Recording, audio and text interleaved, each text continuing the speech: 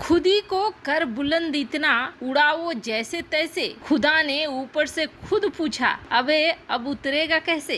भारत को अपनी हेकड़ी दिखानी चीन को बड़ा महंगा पड़ा और लद्दाख सीमा का तनाव कहीं न कहीं भारत के लिए बहुत फायदेमंद हुआ। अब भारत ने चीन से 2.45 ट्रिलियन छीना, तो वहीं दूसरी तरफ म्यांमार में फुदक रहे चीन को एक बड़ा झटका लगा है। भारत ने म्यांमार में अपना सुपर पावर वाला दम दिखलाया। तो वहीं बड़ी खबर निकल कर आ रही है चाबहार पोर्ट से। ये वही पोर्ट है जहां भारत ने काफी निवेश करा है, लेकिन अब चीन और ईरान ने मिलकर एक ऐसा खेल कर दिया है जो भारत को टेंशन में ला सकता है। जानेंगे इन खबरों को विस्तार से।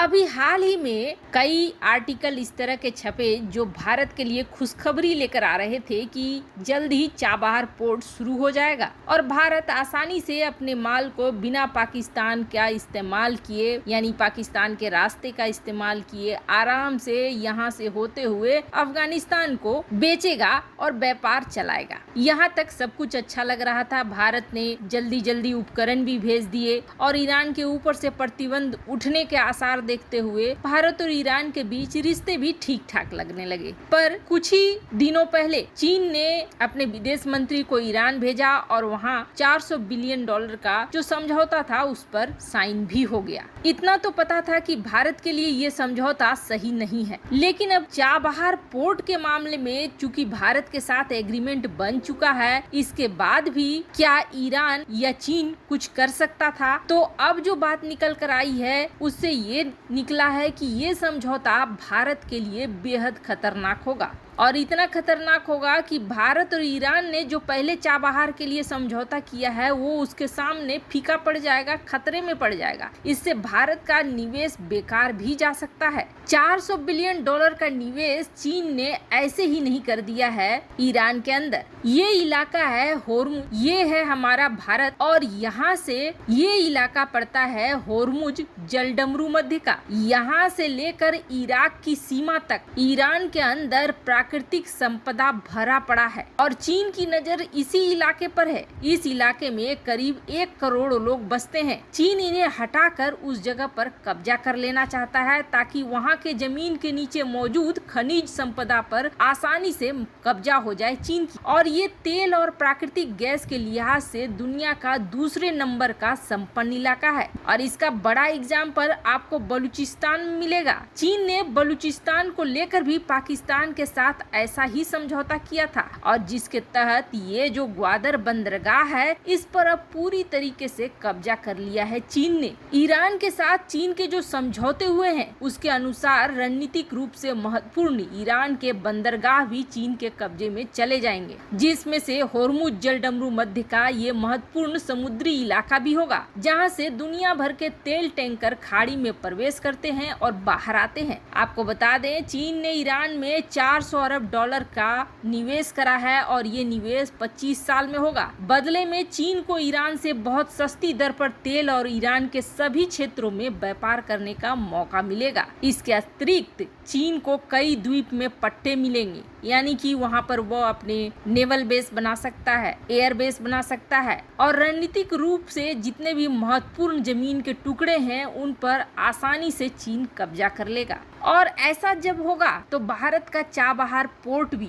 जहां पर भारत ने इतना ज्यादा निवेश करा है, वो सब कुछ चीन और ईरान के बीच हुए इस समझौते की वजह से ईरानी व्यापार के सभी क्षेत्रों पर कब्जा करेगा चीन और चाबहार भी उसमें से एक होगा। और ये इतनी बड़ी रकम है कि ईरान इसे चुका भी नहीं पाएगा चीन को। ऐसे में बस भारत का दोस्त इजराइल ही काम आ सकता है, जो कि जिस तरह से बलूचिस्तान के फ्री मूवमेंट वाले लोग चीन को पूरी तरीके से कब्जा करने नहीं दे रहे हैं, उसी तरीके से इजराइल ईरान में चीन के निवेश को अगर बर्बाद कर देता है तो न बांस होगा और न बजेगी बांसुरी। वैसे भारत ने एक और बड़ी जगह चीन को बड़ा वाला झटका दिया है, जो कोई सोच भी नहीं सकता था कि भारत ऐसी जगह पे ऐसा काम कुछ कर सकता है। दरअसल सबसे बड़ा मार्केट अगर चीन का किसी चीज पर है तो वो है इलेक्ट्रॉनिक्स मार्केट। ये तो बिल्कुल दुनिया जानती है, सस्ते मालों के लिए विख्यात चीन एक बड़ा कब्जा रखता है इलेक्ट्रॉनिक्स मार्केट पर। लेकिन इन आर्टिकल्स को देखिए। भारत ने जब से PLI स्कीम लॉन्च करी है, जिसके बाद से पूरा व्यापार का तरीका ही बदल गया है। अंतरराष्ट्रीय कंपनियां अब भारत में ज्यादा से ज्यादा निवेश कर रही हैं और प्रोडक्शन को बढ़ा रही हैं। PLI स्कीम के तहत भारतीय सरकार 4% के इंसेंटिव दे रही है ऐसी कंपनियों पर जो इलेक्ट्रॉनिक के लिए प्रोडक्शन का काम करे, मैन्युफैक्चर का काम करे। अब इसके बदले में 2021 में भारत का एक्सपोर्ट इलेक्ट्रॉनिक और IT गुड्स यानी कि लैपटॉप या फिर उसके उपकरण, चिप्स, इनमें 2.45 ट्रिलियन का होने वाला है। भारत दरअसल दुनिया की 5 बड़ी कंपनियों को भारत में PLI स्कीम का प्रलोभन देकर लाना चाहता है, जिसमें एप्पल, सैमसंग ये ऐसे हैं जो पहले ही अपने प्लांट लगा चुके हैं। इसके अलावे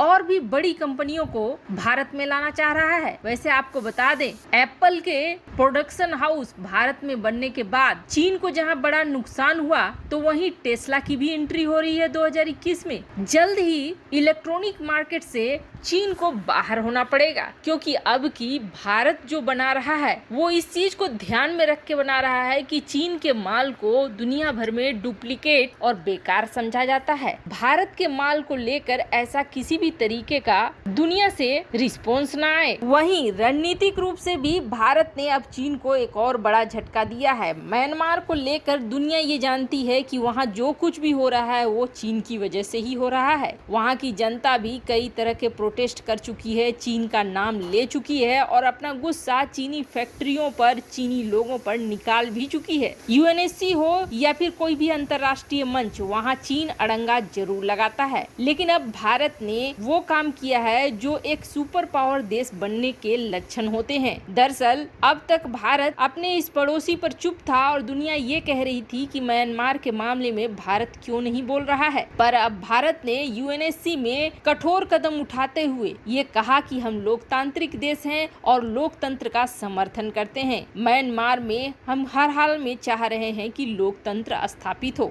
वैसे आपको बता दें, UNSC भी आगे के कदम के बारे में सोच रहा है कि अगर म्यांमार में बातों से बात नहीं बनती है तो किस तरीके से कंट्रोल किया जाएगा। और जाहिर सी बात है, इसका सीधा मतलब है सैन्य कार्रवाई या फिर कोई बड़े प्रतिबंध। भारत के इस समर्थन के बाद जहां दुनिया भारत की प्रशंसा कर रही है, तो वहीं चीन को बड़ा झटका लगा है, क्योंकि चीन ने ये सोचा था भारत इस मामले में कुछ बोलेगा ही नहीं और चीन की चाल सफल हो जाएगी, क्योंकि अगर म्यांमार के साथ रिश्ते रखने हैं तो भारत बोलेगा नहीं और दुनिया के सामने लोकतांत्रिक सबसे बड़ा लोकतंत्र होने का मजाक भी बन जाएगा। पर भारत ने इन सब चीजों को बेकार करते हुए अपनी बात अब UNSC में रखना शुरू कर दिया है। वैसे आपको क्या लगता है, क्या भारत को ईरान के चाबहार पोर्ट में और ज्यादा निवेश करना चाहिए? कमेंट कर अपनी राय जरूर बताएं। जल्द मिलते हैं अगले वीडियो में नई खबर के साथ।